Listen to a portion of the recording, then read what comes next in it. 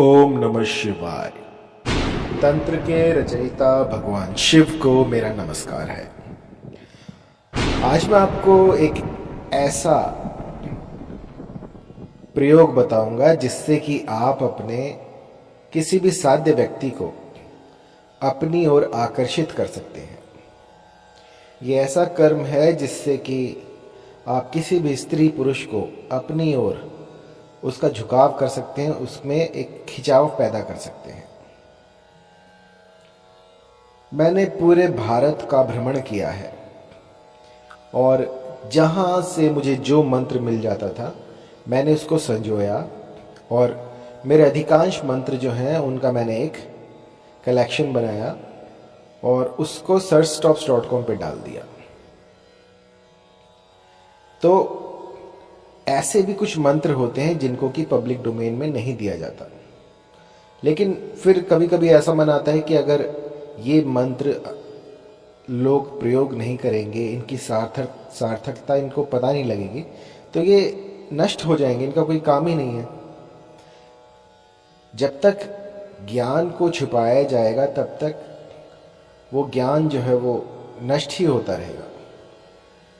यदि आप किसी चीज़ को बढ़ावा देना चाहते हैं तो उसके बारे में लोगों को पता होना चाहिए।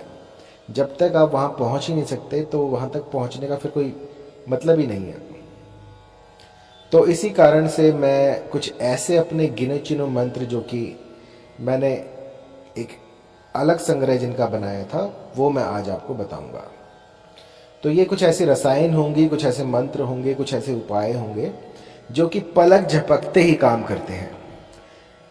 कुछ ऐसे शाबर मंत्र होंगे जो कि स्वयं सिद्ध है। एक बार बोल दीजिए और अपनी आंखों के सामने उसका चमत्कार देखिए। तो बात बहुत पुरानी है। मैं राजस्थान के जोधपुर, बनाड़ इनमें घूमता था। तो यहाँ पर उस समय में काफ़ी बंजारे थे और मैं उनके पास जाकर ये सारी विद्याएं जो है ग्रहण करता था। तो ऐसे ऐसे चमत्कार, ऐसी ऐसी चीज़ें मुझे देखने को मिली जो कि आपको किसी और प्रांत में नहीं मिलेंगी। राजस्थान की भूमि में ही कुछ ऐसा है जो कि अलौकिक है। अभी भी वहाँ पर शक्तियाँ जागृत हैं। मैंने पूरा देश भ्रमण किया है, लेकिन जो सुगंध राजस्थान की मिट्टी की है वो मैंने कहीं और महसूस नहीं की। उस मिट्टी में ही कुछ ऐसा है कि आप वहाँ पर रहते हैं तभी आप समझ पाएंगे। वहाँ पर सबसे ज़रूरी जो साधना के लिए है वो है एकांत। आपको इतनी दूर दूर तक घर दिखेंगे कि बस पूछे ही मत। एक घर यहाँ पे तो दूसरा 10 किलोमीटर पे, तो इतना गैप होता है घरों में। अब मैं सिटियों की बात नहीं कर रहा जैसे जयपुर हो गया या फिर जोधपुर की मेन सिटी होगी, नहीं। मैं बात कर रहा हूँ कुछ ऐसी जगहों की जहाँ पर की साधना बहुत ही सरल तरीके से की जा सकती है। पहाड़ है, पहाड़ों पर आप जाइए और साधनाएं कीजिए। तो वहाँ पर एक जगह है भानगढ़। भानगढ़ में एक ऐसे तांत्रिक थे जिन्होंने कि पूरे एक शहर को जो है बर्बाद कर दिया था। तो ऐसी विद्या, सोचिए कैसे कैसे लोग उस समय पर रहे होंगे, किस तरह की विद्याएं होंगी, और वो सब लुप्त हो चुकी हैं। तो ऐसा ना हो इसलिए मैं आज आपको ये उपाय बता रहा हूं। ये कर्म जो है इसको बरसात में किया जाता है। सावन के महीने में इस प्रयोग को किया जाता है। आपको क्या करना है कि कहीं से भी आपको काली गुंजा एकत्रित करनी है।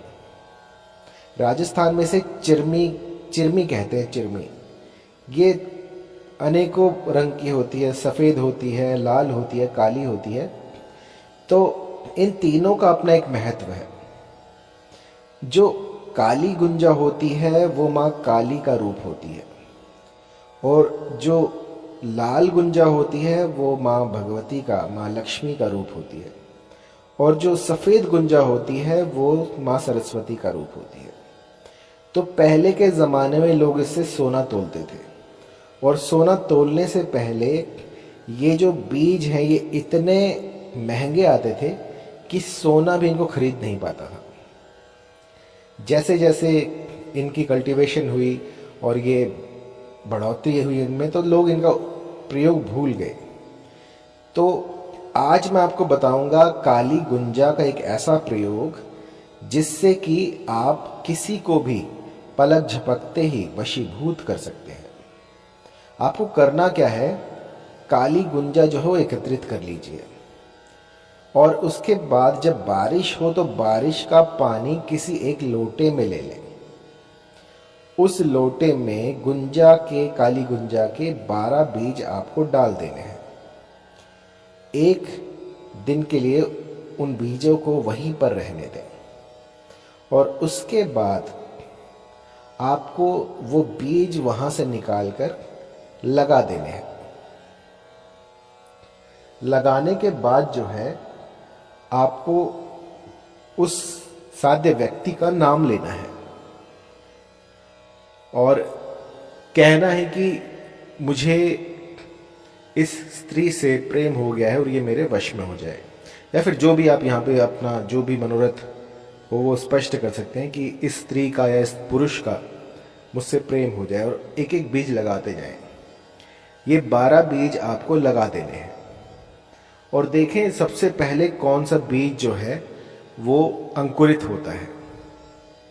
जैसे जैसे ये बेल बढ़ेगी वैसे वैसे आपके साथी के मन में चटपटी लगेगी और ऐसी चटपटी होगी कि वो सब कुछ भूलकर बस आप ही का हो जाएगा। इतना प्रभावी, इतना तीव्र असर करने वाला ये प्रयोग है जो कि आप देखते देखते हैरान हो जाएंगे। जैसे जैसे बेल बढ़ेगी वैसे वैसे सामने वाला आसक्त हो जाएगा, सामने वाला भूख प्यास भी भूल जाएगा, बस 24 घंटे आप ही की माला जपेगा। और ये इतना प्रबल होता है कि सामने वाला जो है उसे और कुछ नहीं दिखता। और इसको करना बड़ा ही सरल है। इसे आप कहीं पर भी कर सकते हैं, अपनी गार्डन में लगा लीजिए, किसी ऐसी जगह पर लगा दीजिए जहाँ की मिट्टी थोड़ी अच्छी हो। तो जैसे जैसे ये बेल बढ़ेगी यूँ समझिएगा कि आपकी जो रिलेशन है वो भी फल फूल रही है। और आपको सावधानी जो है वो ये रखनी होगी कि इस बेल को बकरी या किसी भी गाय भैंस से बचा कर रखना है।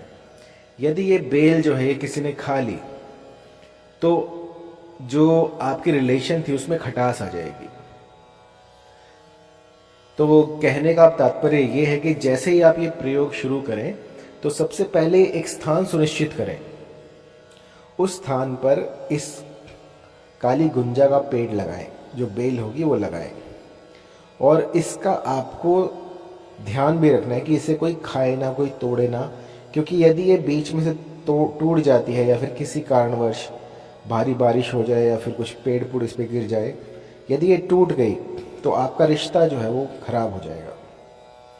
तो अच्छी तरह से अपने स्थान को सुनिश्चित करने के बाद ही ये प्रयोग करें। और इसमें कोई मंत्र नहीं बोलना है, बस आपको इतना सा काम करना है काली गुंजा के साथ, और फिर माँ काली कुछ ऐसा कर देगी जो कि आप समझ भी नहीं पाएंगे।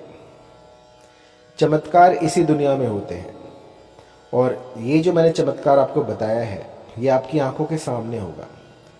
हफ्ते भीतर जो है ये बेल अंकुरित हो जाएगी, इसमें से फूल पत्तियाँ आनी शुरू हो जाएंगी और इसके बाद आप पाएंगे कि जो गुंजा की बेल है जैसे जैसे वो बढ़ रही है वैसे वैसे आप पाएंगे कि आपके साथी में बदलाव होने शुरू हो गए हैं।